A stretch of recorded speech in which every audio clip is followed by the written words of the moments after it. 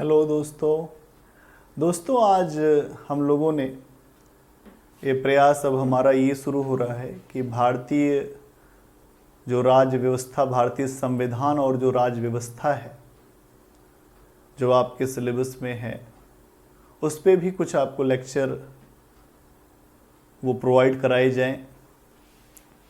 तो भारतीय जो संविधान और जो राज्य व्यवस्था पर कुछ लेक्चर अब हम लोग भारतीय संविधान और राज्य व्यवस्था, इसमें अभी जो हमारा लेक्चर जो आपके पास अभी जाएगा, ये प्री की परीक्षा के दृष्टिकोण से तो महत्वपूर्ण है ही। इसमें मुख्य परीक्षा का भी अप्रोच रहेगा और हम प्रयास यही करेंगे कि आपका जो सारा विजन बिल्कुल क्लियर हो। और इसमें हम पहला टॉपिक ये स्टार्ट करने वाले हैं कि भारत में संवैधानिक विकास, अगर हम देखें इसमें भारत में संवैधानिक विकास, ये आपका इतिहास में भी टॉपिक है और इसमें भी है। अगर आपको अपना संविधान समझना है, भारत का संविधान समझना है, भारत की राज्य व्यवस्था को समझना है, तो पहला आपको प्रयास यही करना पड़ेगा कि संविधान का विकास कैसे हुआ, संवैधानिक विकास कैसे हुआ है भारत का। और जब आप संवैधानिक विकास को समझते हो, विकास क्रम को समझते हो, तो आपके सामने एक पूरा स्पष्ट पिक्चर, एक स्पष्ट चित्र आ जाता है, जिसकी सहायता से आप अपना जो आपका विजन है वो स्पष्ट होगा, वो क्लियर होगा। संविधान क्या होता है? अगर हम बात करें कि संविधान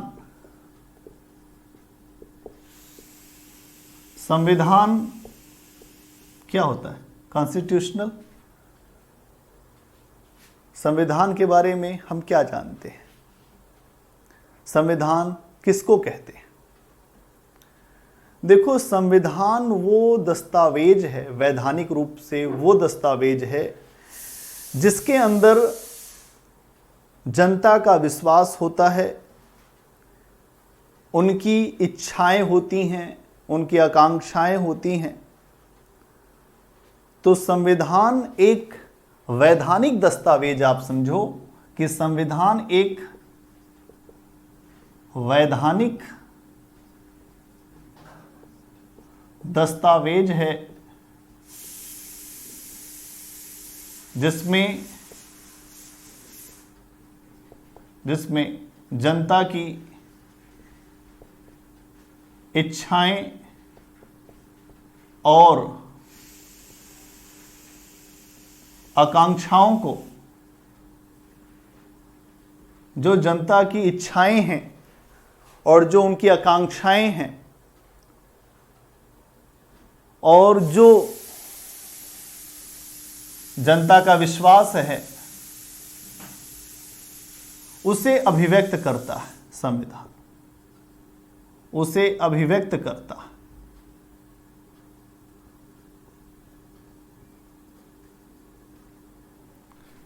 ये एक वैधानिक दस्तावेज है जिसमें हमारी जनता का, जो हमारी जनता है, उसका विश्वास क्या है, वो क्या चाहती है, उसकी आकांक्षाएं क्या हैं। तब आप समझ पाएंगे कि संविधान क्यों बना था, कि कोई भी सरकार, कोई भी व्यवस्था जनता के विश्वास, आकांक्षा, इच्छा को मार नहीं सकती है। इसलिए संविधान का मूल जो यही है कि एक दस्तावेज है, वो भी वैधानिक, जिसमें विधान रखे गए हैं, कानून रखे गए हैं। तो इस बात को समझने की जरूरत है। अगर हम भारत के संविधान को समझने का प्रयास करें तो इसको समझने के लिए हमको इसे दो हिस्सों में बांटना पड़ेगा। पहला तो वो समय जब ईस्ट इंडिया कंपनी का शासनकाल था। अगर हम इसको देखें अपने संविधान को, तो इसको दो हिस्सों में आपको बांटना पड़ेगा। एक तो ईस्ट इंडिया कंपनी के समय में जो संवैधानिक विकास हुआ, और दूसरा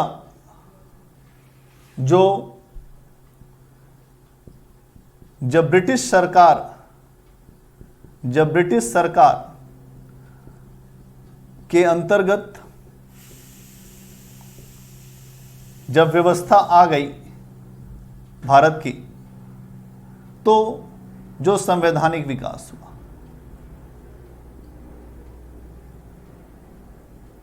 इन दो संदर्भों में हम इसको देखेंगे कि भारत का जो संवैधानिक विकास कैसे हुआ। एक तो ईस्ट इंडिया कंपनी के समय में जो संवैधानिक विकास, दूसरा ब्रिटिश सरकार जब 1858 से जब महारानी का, आप देखोगे कि महारानी का यहाँ पे राज शुरू हुआ, जो विक्टोरिया का, तो पूरी तरह से भारत में व्यवस्थाओं को एक प्रकार से चेंज करने का प्रयास हुआ। तो पहले हम बात करते हैं ईस्ट इंडिया कंपनी के समय में किस प्रकार से संवैधानिक विकास हुआ। ईस्ट इंडिया कंपनी के समय में कैसे संवैधानिक विकास हुआ। देखो, ईस्ट इंडिया कंपनी के संवैधानिक विकास को अगर आपको देखना है तो 1773 ईस्ट इंडिया कंपनी के समय में, इसमें आप देखो कि 1773 से लेकर 1853 तक जो अधिनियम आए, जैसे आप इसमें देखो कि 1773 में क्या आया था, रेगुलेटिंग एक्ट आया था, रेगुलेटिंग एक्ट आया था, ये 1773। फिर कौन सा आया था, आप देखोगे इसमें कई एक्ट आए हैं। पिट्स इंडिया एक्ट आया है 1784, पिट्स इंडिया एक्ट 1784 में आया। अभी इसको विस्तार देंगे, अभी पहले यहाँ पे समझने की जरूरत है। फिर charter act 1793, charter act 1813, charter act 1813 और charter act 1853।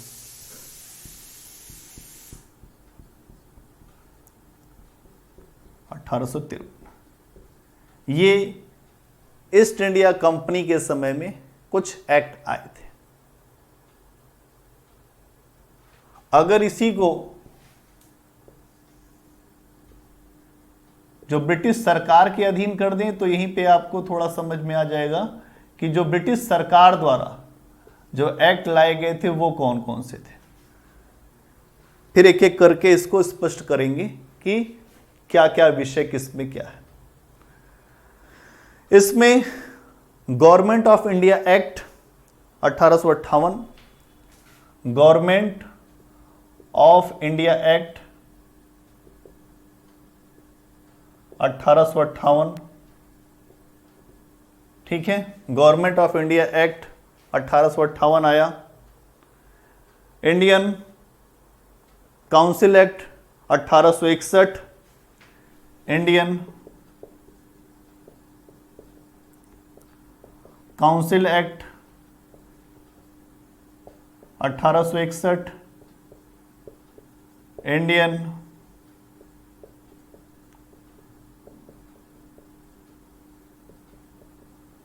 Council act 1892, Bharat परिषद अधिनियम, भारत परिषद अधिनियम 1909, भारत परिषद अधिनियम 1909, भारत सरकार अधिनियम, भारत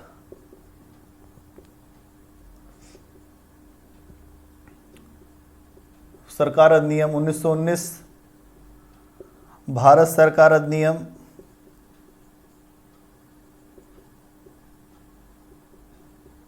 1935, भारत सरकार अधिनियम 1935, फिर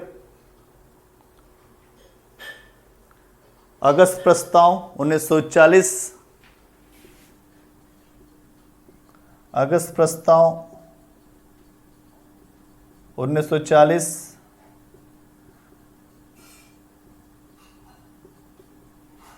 फिर कौन सा है आपका क्रिप्स प्रस्ताव 1942, जो क्रिप्स प्रस्ताव है 1942 क्रिप्स। इसके अलावा कैबिनेट मिशन 1946, कैबिनेट मिशन 1946 और माउंट बेटन योजना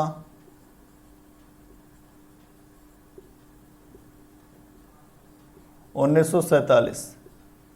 ये अगर आपको समझ में आ जाए तो आप भारतीय संविधान को बेहतर रूप से समझ पाएंगे कि भारतीय संविधान का किस प्रकार से आपको विकास दिखाई देता है, कि कैसे भारतीय संविधान का विकास होता है। ठीक है, भारतीय संविधान का किस प्रकार से विकास होता है। यहां इस चीज को समझने के लिए हमको एक एक करके स्पष्ट करना होगा कि 1773 का जो एक्ट है, 1773 का रेगुलेटिंग एक्ट है, वो क्या है, पिट्स इंडिया एक्ट क्या है, चार्टर एक्ट में क्या क्या विषय दिए गए। ठीक है, सबसे पहले हम बात करते हैं 1773 का जो रेगुलेटिंग एक्ट है उसके ऊपर, कि 1773 का रेगुलेटिंग एक्ट क्या है।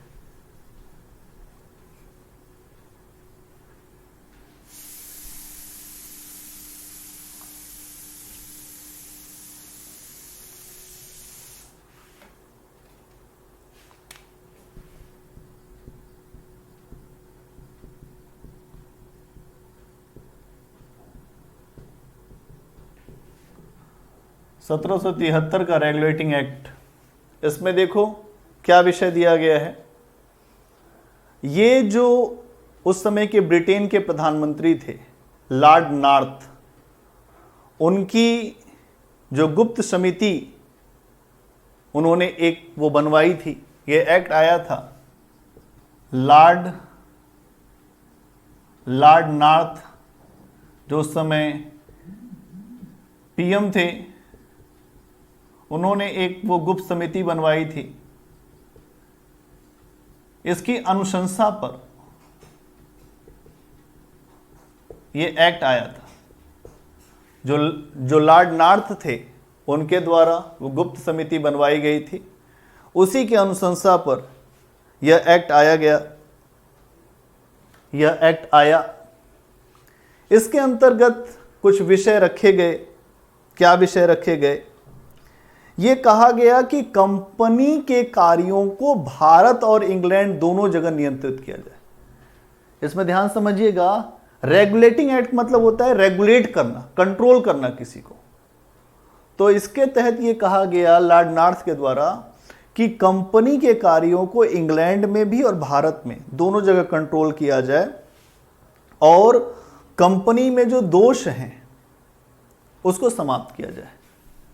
उद्देश्य क्या था आने का? भारत एवं इंग्लैंड दोनों स्थान पर इसको कंपनी को नियंत्रित किया जाए। ठीक है, नियंत्रित किया जाए। दूसरी चीज, कंपनी में एक चीज और किया जाए, जो कंपनी के दोष हैं, जो कंपनी के व्याप्त दोष हैं, उनको समाप्त किया जाए। ईस्ट इंडिया कंपनी के जो भी समस्याएं हैं उनको समाप्त किया जाए। इस अधिनियम में इसमें ये बात रखी गई और ये कहा गया कि कंपनी जो है, कंपनी के पूरे प्रशासन को देखने के लिए इंग्लैंड में वो दो संस्थाएं थी, एक तो निदेशक मंडल और एक आपको पता है कोर्ट ऑफ प्रॉपर्टी राइटर्स। जो एक निदेशक मंडल था, एक स्वतधारी मंडल था, दो लोग कंपनी को देखते थे। कंपनी को गवर्न करने के लिए एक निदेशक मंडल था, और एक आप देखते थे स्वतधारी जो मंडल था। इसको कहते हैं प्रॉपर्टी राइटर्स। ठीक है, प्रॉपर्टी राइटर्स जो स्वतधारी मंडल था, ये दो लोग कंपनी के कार्यों को देखते थे।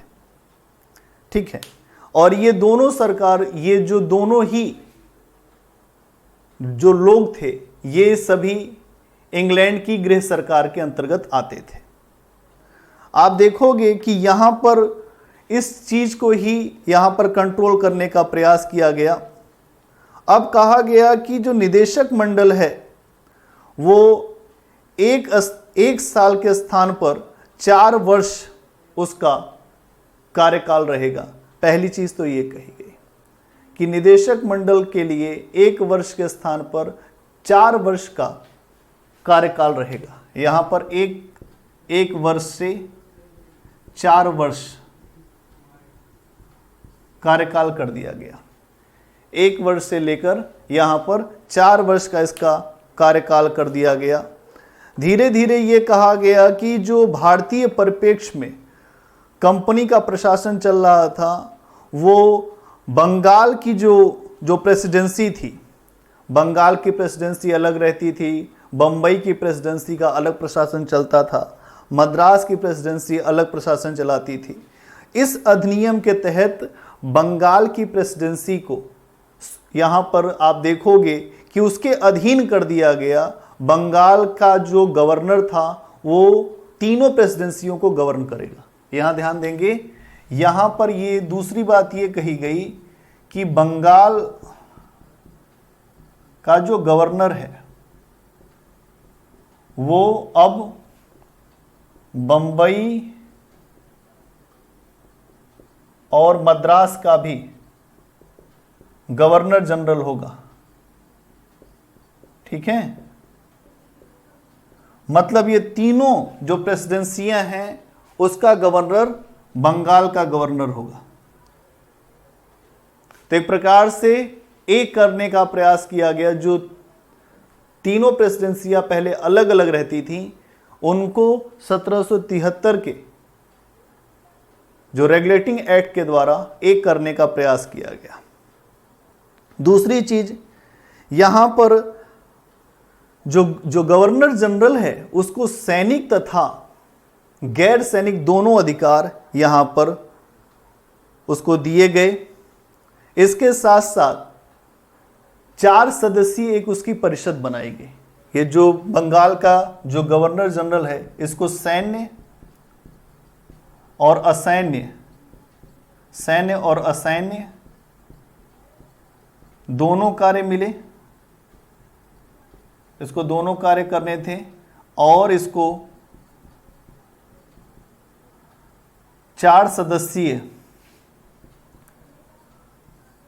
इसको एक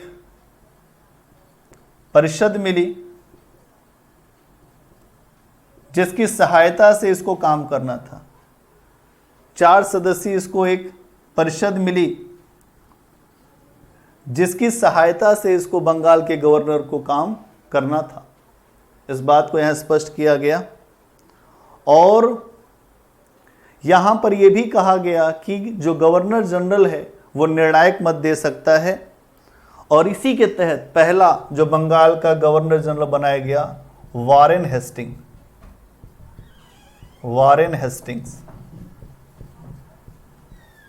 वारेन हेस्टिंग्स बनाया गया, पहला गवर्नर जनरल वारेन हेस्टिंग्स बनाया गया।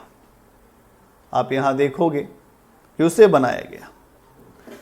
उसके बाद इसी अधिनियम के तहत कलकत्ता में एक सुप्रीम कोर्ट की भी स्थापना की गई थी।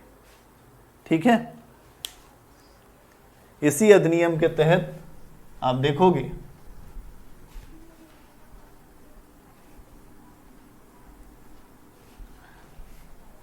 इसके ही 1774 में कलकत्ता में सुप्रीम कोर्ट की स्थापना की गई।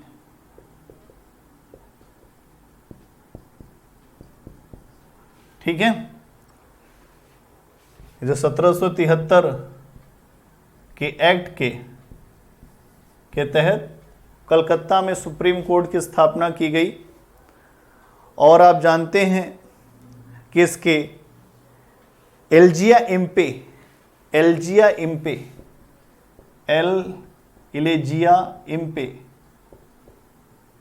पहले मुख्य न्यायाधीश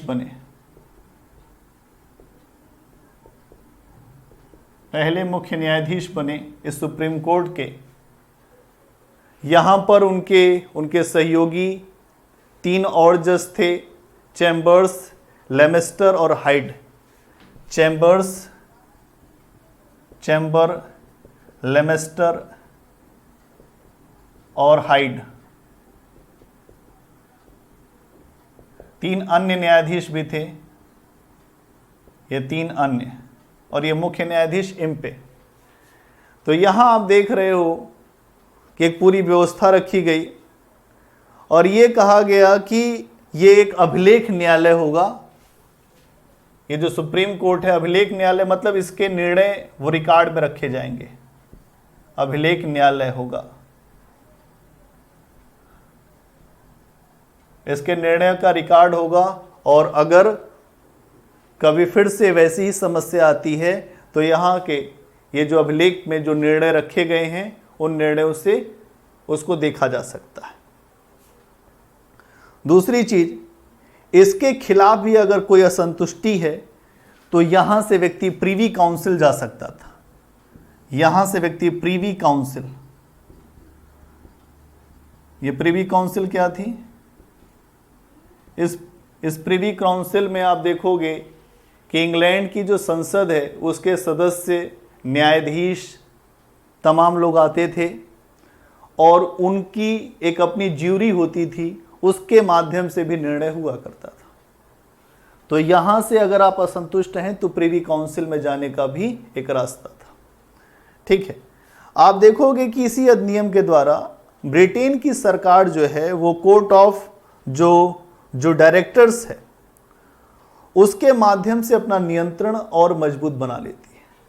यहां पर समझने की जरूरत है कि इस अधिनियम के द्वारा ही कोर्ट ऑफ डायरेक्टर्स के माध्यम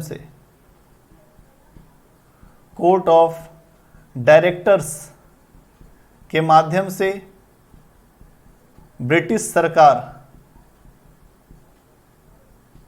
अपना नियंत्रण बढ़ाती है।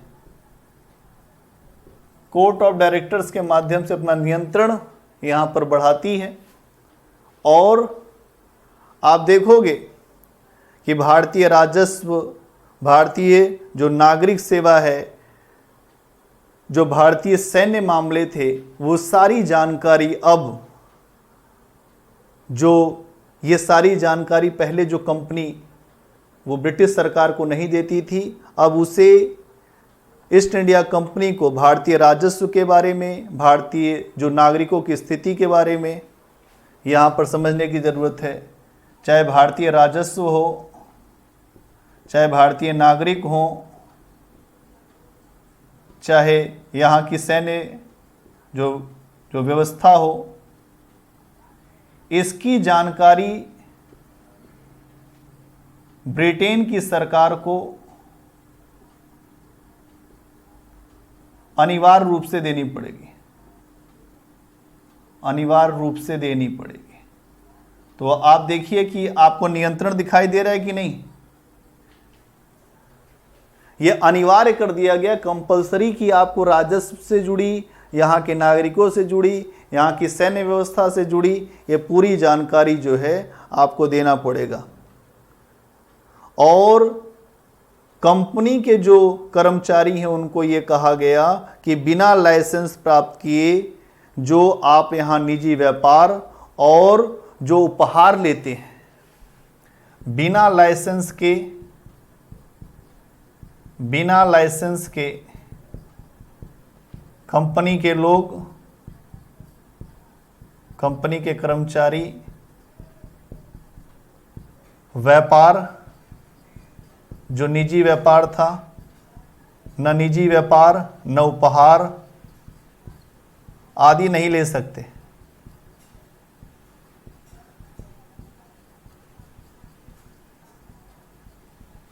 ठीक है, यहां पर बिना आपके लाइसेंस के आप कोई अपना व्यापार नहीं कर सकते हो, और भारतीय लोगों से जो कोई उपहार, रिश्वत, ये सब आप नहीं ले सकते। इसके ऊपर कठोर प्रतिबंध लगा दिया गया। आज के लिए इतना ही।